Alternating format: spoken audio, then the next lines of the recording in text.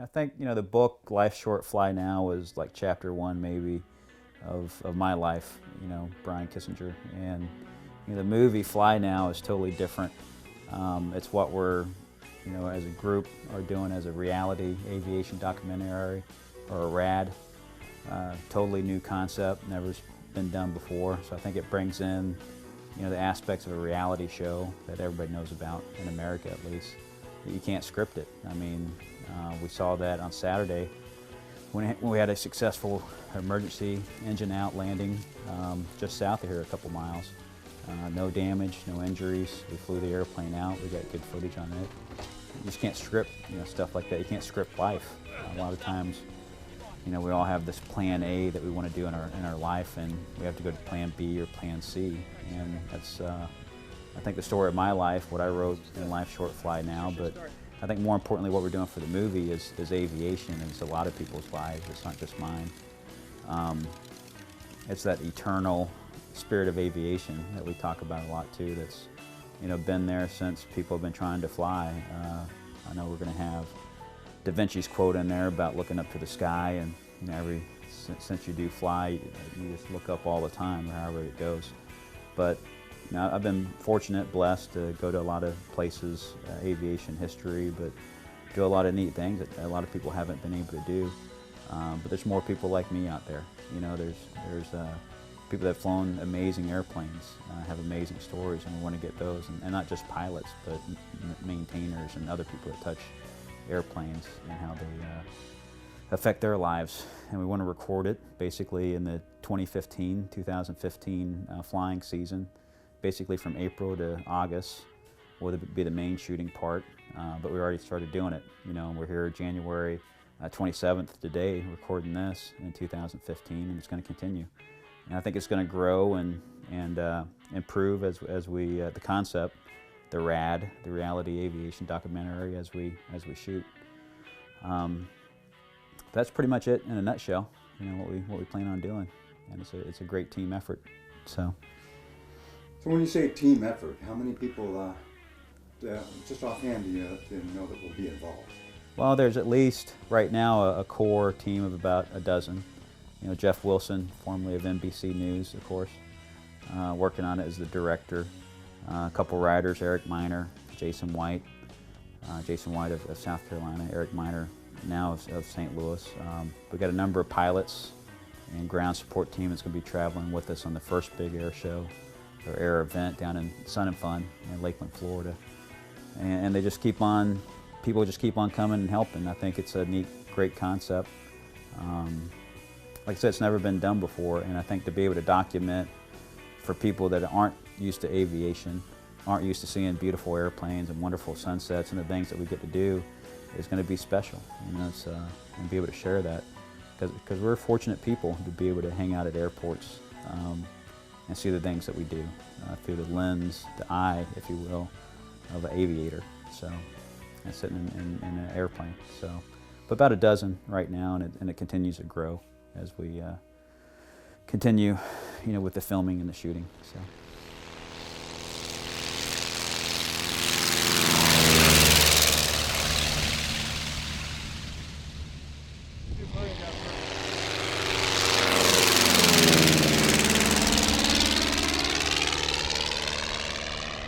I honestly can't remember a memory where I didn't want to fly. I mean, my earliest memories, I remember my dad took me on a helicopter ride in the Smoky Mountains when I was a kid, and I loosely recall that. I was very young, but I just remember always looking up to the sky and wanting to fly one of those. It was first helicopters.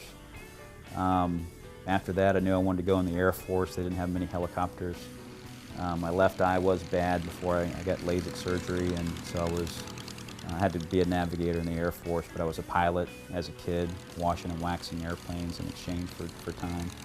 But just always wanted to fly if it was, you know, putting sheets together with sticks and jumping off the top of the house or the shed or whatever with my brother Sherwood Scott, or just building little models. It was always something with aviation. And now, since I've been able to become a commercial pilot and a flight instructor, you know, I'm just love being in an airplane or around airplanes, and I think that will be, until my dying days, you know, always around something, around airplanes. So. What are you doing right now as far as aviation is concerned? What is your basic day-to-day aviation activity? Sure. So I'm still an active flight instructor. I specialize in tail wheel or tail draggers, which is, some people say, the more difficult airplanes to learn how to, at least to land. Maybe not to fly, they sort of all fly the same, but to land. And I do it in the St. Louis area, and we fly old Piper Cubs, 1940s vintage Cubs, and help people finish their projects, experimental aircraft mainly. We just finished a 1929 design airplane called a Pietenpol. And I think more than anything, I try to be a mentor to other pilots, maybe that are just new or younger in the craft, if you will, and just try to help people realize their goal, like you said. You know, pilots, aviators are a bit different of a breed. I think they're a little bit more risk takers, outgoing, and the statistics will prove that. But some of them don't know how to reach their goal. You know, they might have started and stopped, or their training, or they just don't know where to go get their training. I think a lot of times you can give them a little nudge or give them a little advice, and they can get it done. And I've seen several of my friends, you know, former students too, realize their goal after just a few years of trying. So that's what I do mainly. I think it's like maybe a sense of, like, I think the average person might be able to get it, like if they feel cooped up in a house sometimes. You got to get out. You know, you got to get out and exercise or walk or just get your blood flowing. I think for an aviator, for a pilot, it's like the same thing. If you haven't slipped the surly bonds, as the poem goes, of earth, you get that feel that you got to get out and go flying, get the wind in your hair if you're flying open cockpit airplanes, or at least feel it through the window.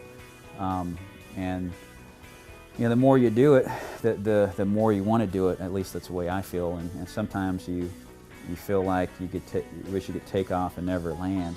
You know, that's not real reality.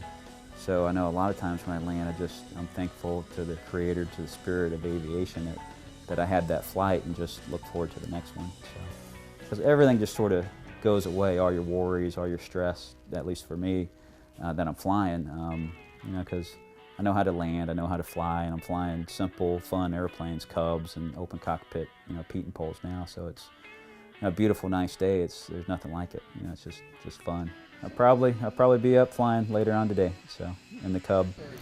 So the Pietenpol's down right now. We're doing a little bit of improvement on it. So anybody, hopefully, you know, if we put this in the movie, that they can do it too. I mean, I'm nothing special. I'm fortunate to have 3 world records, aviation world records, but I didn't do them by myself. I did it with a team, you know, with a group of friends. In the same way, we're going to put this movie together, and hopefully it will give somebody some inspiration that they can do it too, because we're definitely, you know, 5, 10, 15, 20 years from now, we're definitely not going to say, wow, I'm sorry that I did that. We're more going to say, I'm sorry, I wish I would have done that. And if we look back 5, 10, 15, 20 years behind us, we're more like that, humans are. So I would just say, you know, fly now and go do it. If you're on the fence of whether you want to learn how to fly, you don't have to get your license necessarily. Just go out and help other people fly. You know, work on the airplanes, learn something, start building an airplane. You know, we know people who have built an airplane, didn't have their pilot's license, but once they got it done, then they learn how to fly. I mean, there's nothing set in stone that you have to do it this way. Just do it your way. You know, be yourself. Everybody else is taken. You know, and just make it your dream, make it your goal, and go for it, you know, step by step. So, and that's pretty much it. Just fly now. You know, or use that as a metaphor for whatever you want to do in your life. Just be positive and try to eliminate the negative and the negativity out of your life as best as you can.